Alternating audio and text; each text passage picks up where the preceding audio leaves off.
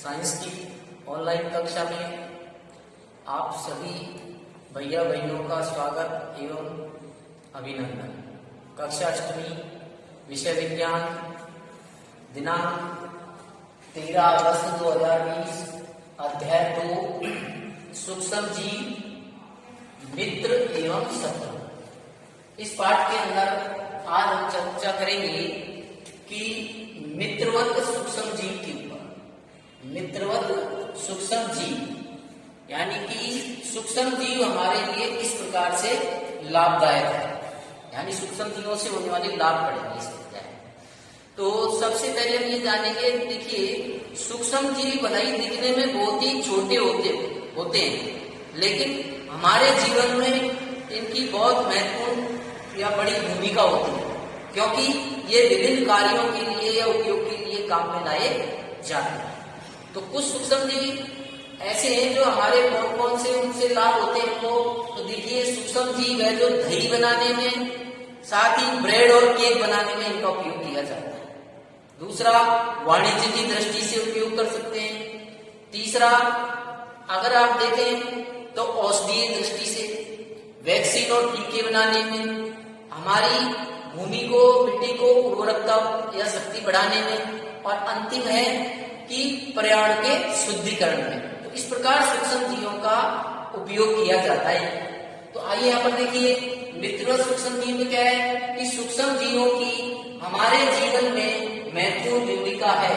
ये विभिन्न कार्यों में उपयोग किए जाते हैं जीव, जो कि हमारे लिए निम्न प्रकार से लाभदायक है। तो देखिए, लिख रखे हैं सूक्ष्म जीवों के लाभ कौन कौन से हैं। तो यहाँ पर 6 लाभ दिए हैं। पहला लाभ है दही, ब्रेड एवं केक बनाने में इनका ही उपयोग किया जाता है। दूसरा, सूक्ष्म जीवों का वाणिज्यिक उपयोग यानी व्यवसाय की दृष्टि से भी इनका उपयोग किया जाता है। तीसरा देखिए, औषधीय उपयोग यानी सूक्ष्म जीवों से विभिन्न प्रकार की औषधियां बनाई जाती है, जैसे पेनिसिलिन नामक औषधि बनाने में। चौथा है सूक्ष्म जीवों का वैक्सीन बनाने में, वैक्सीन यानी कि विभिन्न प्रकार के जो टीके बनाए जाते हैं, जो बच्चों के अंदर जो टीके लगते हैं, वो भी सूक्ष्म जीवों की सहायता से तैयार किए जाते हैं।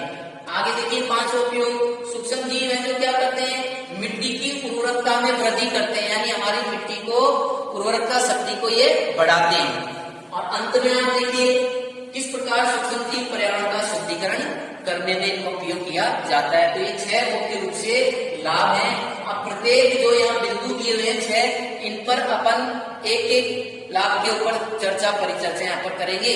और विशेष रूप से आज हम इन लाभों में से पहला और दूसरा पॉइंट यानी दही, ब्रेड एंड केक बनाने में और वाणिज्यिक दृष्टि से किस प्रकार ये है, इस प्रकार आज हम 2 लाभों के ऊपर चर्चा करेंगे। तो देखिए, पहले दही बनाने में किस प्रकार से सूक्ष्म जीवों का उपयोग किया जाता है। अगर वास्तव में हम दही में देखें तो अनेक प्रकार के सूक्ष्म जीव उसमें पाए जाते हैं, लेकिन मुख्य रूप से दही के अंदर एक जीवाणु होता है जिसका नाम है लैक्टोबैसिलस। क्या नाम है? लैक्टोबैसिलस नामक सूक्ष्म जीव दही के अंदर पाया जाता है। ये लैक्टोबैसिलस क्या करता है, ये दूध को दही में परिवर्तित कर देता है, अर्थात दही में ये जनन करके, वृद्धि संख्या करके दूध को किस में बदल देगा, दही में बदल देता है। देखिए लिखा था, पहला उपयोग दही, ब्रेड या केक बनाने में। दही में लैक्टोबैसिलस नामक सूक्ष्म जीवाणु पाया जाता है जो दूध को दही में परिवर्तित कर देता है। वह दूध में जनन करके उसे दही में बदल देता है। किसको बदल देता, यानी दूध को दही में बदल देता है। कौन सा जीवाणु? लैक्टोबैसिलस। दूसरा उपयोग क्या है, जीवाणु पनीर में, अचार में एवं अनेक खाद्य पदार्थों के उत्पादन में भी सहायक होते हैं सूक्ष्म जीव। तीसरा ध्यान देखिए, सूजी, इडली एवं भटूरे का महत्वपूर्ण जो घटक है, कहने का मतलब अपन इडली, भटूरे ये जो बनाए जाते हैं ये दही से ही ये बनाए जाते हैं। तरह से जो एक महत्वपूर्ण संगठन होता है दही का, और दही निर्माण के लिए सूक्ष्म जीव का होना आवश्यक है। आगे देखिए, यीस्ट कोशिकाओं की वृद्धि कर, यीस्ट क्या है, यीस्ट भी अपने आप में एक सूक्ष्म जीव है। तो यीस्ट कोशिकाओं की वृद्धि कर यीस्ट तीव्रता से जनन करके श्वसन के दौरान कौन सी गैस छोड़ते हैं, कार्बन डाइऑक्साइड गैस उत्पादित करते हैं, और ये गैस के बुलबुले खमीर वाले मैदे का आयतन को बढ़ा देते हैं, जो कि ये बेकिंग उद्योग में इस ईस्ट का उपयोग किया जाता है, यानी ईस्ट का उपयोग है जो बेकिंग पाउडर बनाने में किया जाता है। तो ईस्ट में क्या है, खमीर जो उठाने के लिए अपन देखा हो जलेबी बनाते हैं तो, या आप मैदा को खमीर उठाने के लिए उसमें ईस्ट मिला दी जाती है, तो उसमें किण्वन क्रिया होती है। आगे देखिए सूक्ष्म जीवों का वाणिज्य उपयोग, दूसरा उपयोग आ गया कि किस प्रकार सूक्ष्म जीवों का अपन व्यावसायिक दृष्टि से उपयोग है।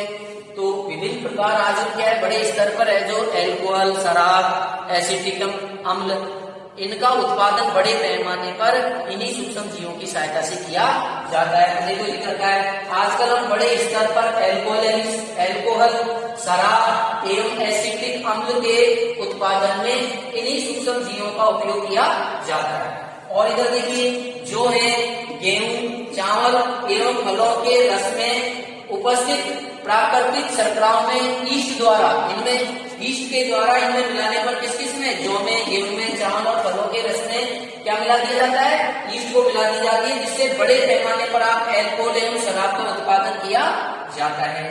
आगे आइए देखिए किण्वन क्रिया क्या है। किण्वन क्रिया का मतलब क्या है कि किसी चीज को सड़ाई जाती है, यानी ऑक्सीजन की अनुपस्थिति में। तो खमीर उठाई जाती है, इसमें क्या कहा है कि चीनी को एल्कोहल में परिवर्तित करने की प्रक्रिया को हम किण्वन कहते हैं। क्या कहते हैं किण्वन, कि चीनी को एल्कोहल में परिवर्तित करने की प्रक्रिया कह दो या प्रक्रम जो अपनाते हैं उसको हम किण्वन क्रिया कहते हैं। उस किण्वन क्रिया के दौरान एक गैस निकलती है, कौन सी, कार्बन डाइऑक्साइड। देखिए नीचे आगे देखिए लाइन और दी गई है। किण्वन की खोज किसने की थी, सबसे पहले किण्वन क्रिया को हम फर्मेंटेशन भी कहते हैं। इसकी खोज है जो सर्वप्रथम एक वैज्ञानिक थे जिनका नाम है लुई पाश्चर। क्या नाम है, लुई पाश्चर। तो लुई पाश्चर नामक वैज्ञानिक ने इसे 1857 में खोज की थी। यह लिखा है लुई पाश्चर ने इसकी खोज 1857 में की थी। ठीक है, अब आज अपन ने इस ट्यूब के अंदर, वीडियो के अंदर दो प्रकार के उपयोग यहाँ पर देख लिए हमने, एक तो दही, ब्रेड एवं केक बनाने में, और दूसरा सूक्ष्म जीवों का वाणिज्यिक उपयोग में। ठीक है, तो अब अपन गृह कार्य पर चर्चा कर लेते हैं। देखिए गृह कार्य क्या प्रश्न दिया हुआ है। देखिए पहला प्रश्न है, कौन सा जीवाणु दूध को दही में परिवर्तित कर देता है। तो देखिए यहाँ पर साफ लिखा हुआ है लैक्टोबैसिलस नामक सूक्ष्म जीव, दूध को दही में परिवर्तित कर देता है। तो आप नंबर आंसर क्या देंगे, लैक्टोबैसिलस नामक सूक्ष्म जीव आएगा इसका आंसर। क्लियर।